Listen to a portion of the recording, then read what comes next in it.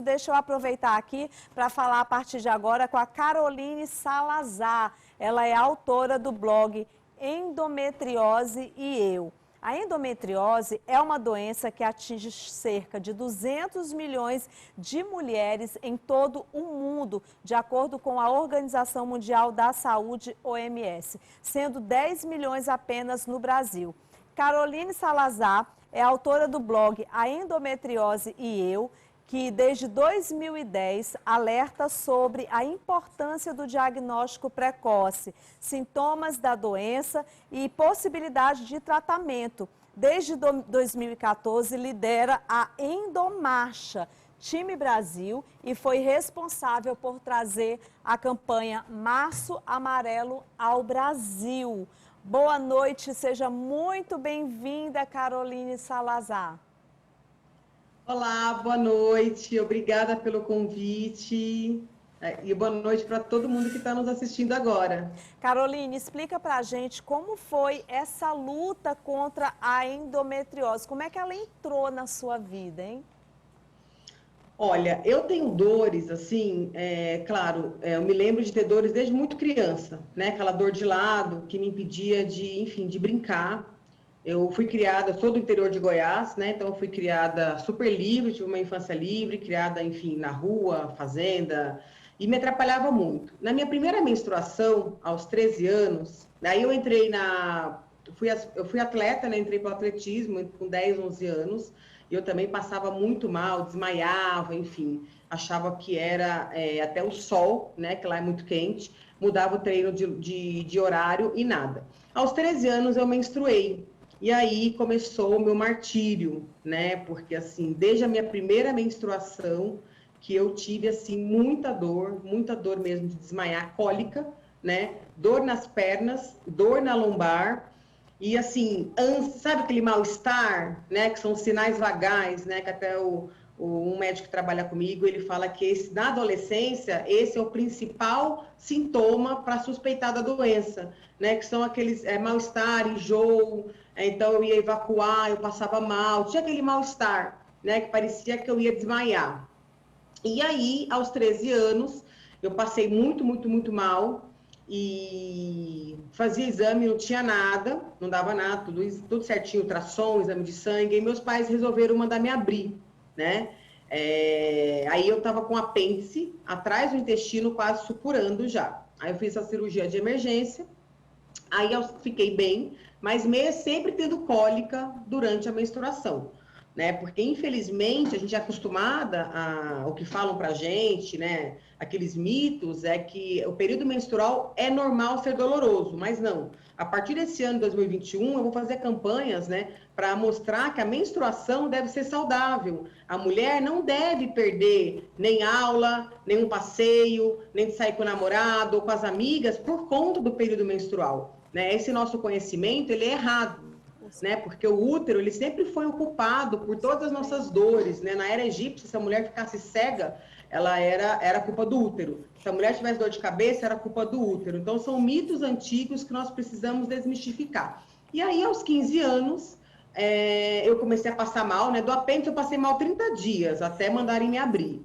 Aí, eu comecei a passar mal, me lembro que foi de domingo para segunda, eu acordei vomitando, e eu não consegui ir para a escola, né? Quando foi na sexta-feira, eu estava tão mal, mas tão mal, e com uma barriga tão inchada, que era um outro sintoma que eu também tinha, né? O abdômen inchaço, né? O inchaço abdominal, ou a endobarriga, e que isso não é muito falado na endometriose, mas lá na endometriose hoje a gente fala bastante, né? Principalmente no Instagram, no @endoeu. E aí, minha mãe me levou para o hospital, eu fui internada, e eu me lembro muito bem do médico dar 3 suposições para ela, né? Isso aí nunca saiu da minha cabeça. A última suposição, por eu ser muito jovem, poderia ser um cisto de ovário, né, hemorrágico. E, de fato, eu fui diagnosticada aos 15 anos, né, na terceira e última possibilidade, por eu ser jovem. Então, a gente tem que tirar esse mito, né, de que a menina jovem não tem endometriose. Foi um cisto hemorrágico, mas eu não fui diagnosticada com endometriose no momento. Eu comecei a ser tratada como realmente um cisto hemorrágico, comecei a tomar anticoncepcional direto, e isso maquiou muito os meus sintomas. Depois eu comecei a ter um pouco de vida, né? Porém, Mesmo tomando anticoncepcional, e aí depois eu tomei contínuo, eu tinha as dores, tinha cólica, e dor nas pernas, eu sempre tive, dor na lombar, o inchaço abdominal, que me incomodava muito, porque as pessoas achavam que eu estava grávida, né? Em vários locais, assim, já me deram lugar no ônibus, enfim, achavam que eu estava grávida. Mas eu só fui descobrir mesmo que tinha algo. Eu ia ao médico, era normal. Ele falava que era normal, que era coisa da menstruação, que era assim mesmo, enfim, que eu tinha que conviver com isso. Quando eu fui. Aí o sintoma que eu descobri que tinha algo errado no meu corpo foi a dor na relação sexual. Eu comecei a ter já com acho que uns 27 anos, mais ou menos, né? Infelizmente, hoje em dia as meninas estão tendo isso muito jovem. Eu tenho meninas de 16, 17 anos já com dor profunda na relação sexual. E aí foi que eu percebi que havia algo errado no meu corpo, né? Tanto que eu fui a primeira pessoa a falar sobre essa dor, a descrever essa dor e a falar do tratamento também. E foi assim que você decidiu criar o blog. Então, o blog foi uma outra história, porque assim, o que acontece? Infelizmente, nós sofremos muito preconceito, né? Sim. E eu tinha que fazer esse meu tratamento para dispareunia. Eu estava no ambulatório público e eu me lembro bem que eu tinha que fazer mais de 2 a 3 sessões para encerrar, porque eu estava muito debilitada, a minha era de profundidade, né? Eu estava já quase evoluindo para um vaginismo, quando a fisioterapeuta me ligou e falou assim, Caroline, você precisa fazer 2 ou 3, mas pelo menos mais 2 sessões para encerrar, para o ano que vem você começar com uma nova turma. Quando eu fui pedir para minha chefe para eu sair, né, eu trabalhava num site, eu trabalhava com entretenimento antes, né? Trabalhava com celebridades. Para eu sair no meu horário de almoço, para eu fazer essa fisioterapia, e eu voltaria em 1 hora, porque era só 40 minutos a sessão, e era próximo, daria para ir de táxi e voltar em 20 minutos. Eu fui mandada embora do meu trabalho, né? E eu já estava em depressão, porque assim, quando eu descobri endometriose, eu achei que eu era ignorante, e eu achei que eu fosse tomar, sei lá, um remédio, ou fosse tomar alguma coisa, e fosse ficar boa. Mas não, eu fui ficando cada vez pior, né? Porque foram testando vários tipos de remédios comigo, inclusive entrei em menopausa precoce aos 30 anos, que hoje, no meu caso, eu não tinha a informação que eu tenho hoje, o estudo que eu tenho hoje, então eu me senti negligenciada, porque com o conhecimento que eu tenho hoje, eu jamais teria tomado esse remédio para não operar, né?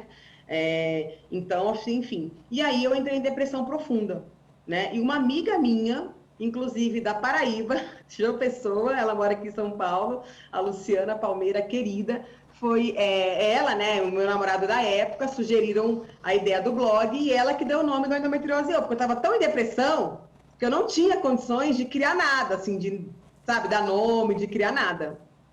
É interessante como isso acontece na nossa vida, né? Muitas vezes a gente fala sobre a questão da depressão, a ansiedade, alguns tipos de transtornos, e a gente às vezes pensa assim, que é algo tão distante da gente e que de certa forma é tão próximo. Eu não cheguei a ter uma depressão, mas eu tive crises de ansiedade muito forte, Caroline, pós-Covid.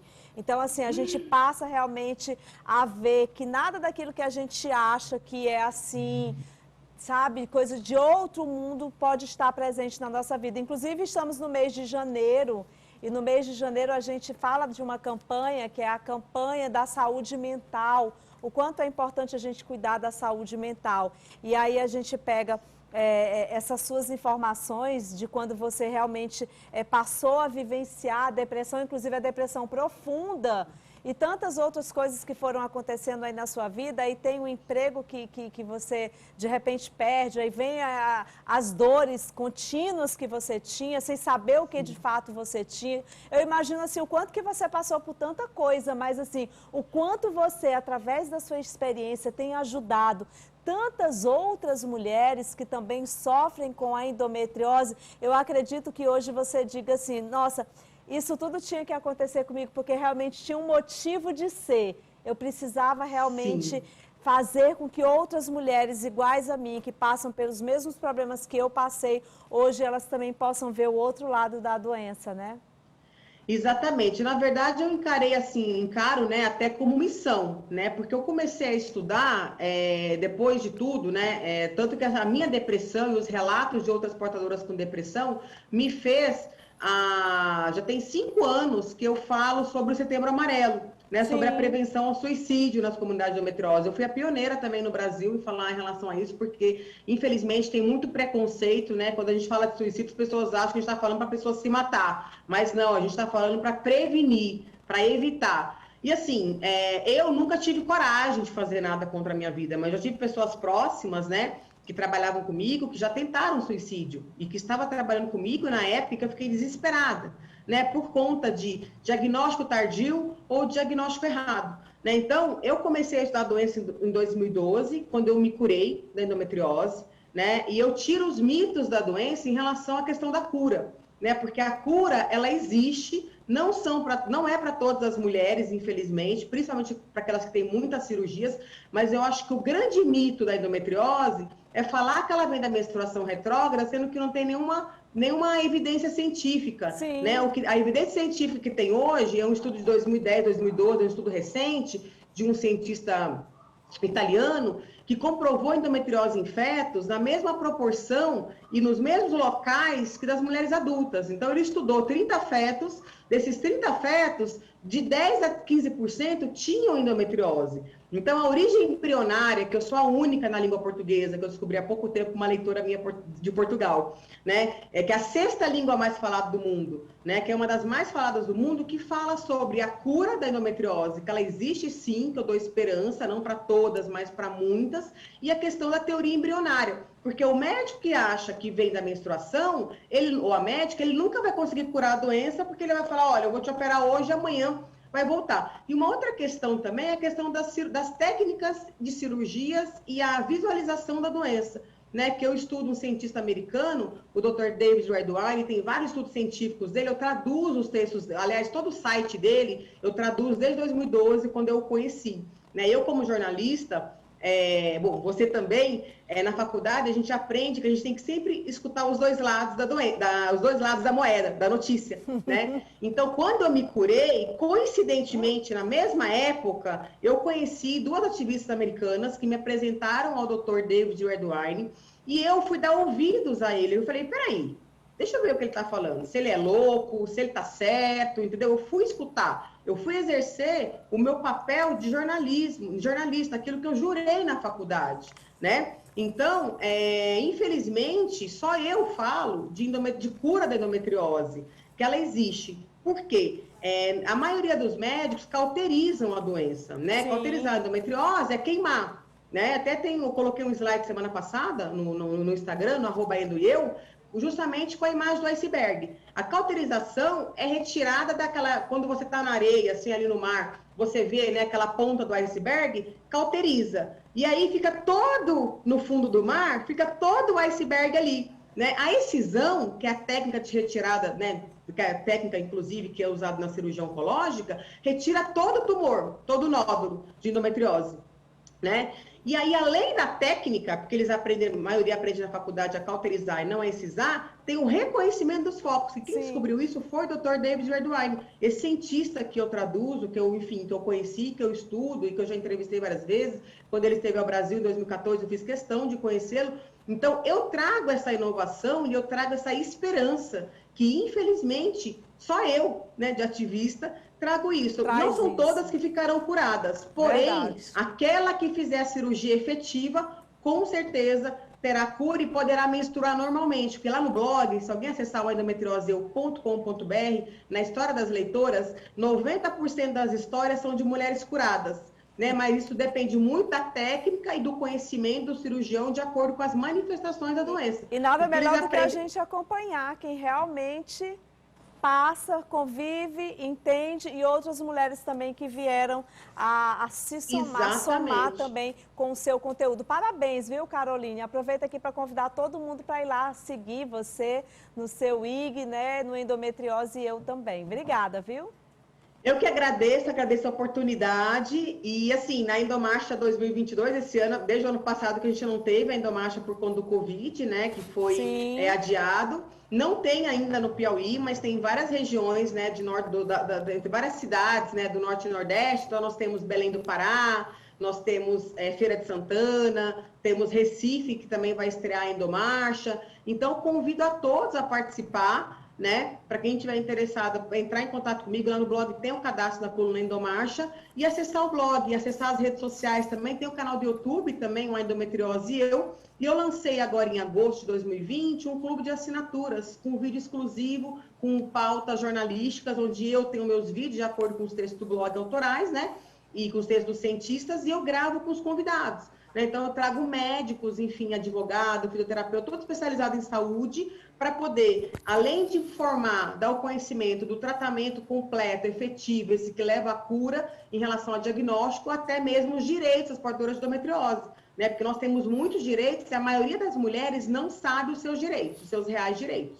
Com certeza. Pois muito obrigada, Caroline. Seja bem-vinda. E depois a gente conversa sobre a Marcha Amarela, com a possibilidade, quem sabe, de você vir aqui para a nossa Teresina, para você trazer aí a marcha para cá, viu? Será um prazer um dia que eu puder também dar palestra. Esse é o meu trabalho, né? Há 7 anos que o blog virou a minha empresa. E eu só faço blog, só trabalho no blog agora, lá no Endometriose Eu. Então a gente vai se falar depois lá no IG, pessoal, vou conversar com você. Beijo, viu, Caroline? Beijo grande para você. Um beijo carinhoso, tchau.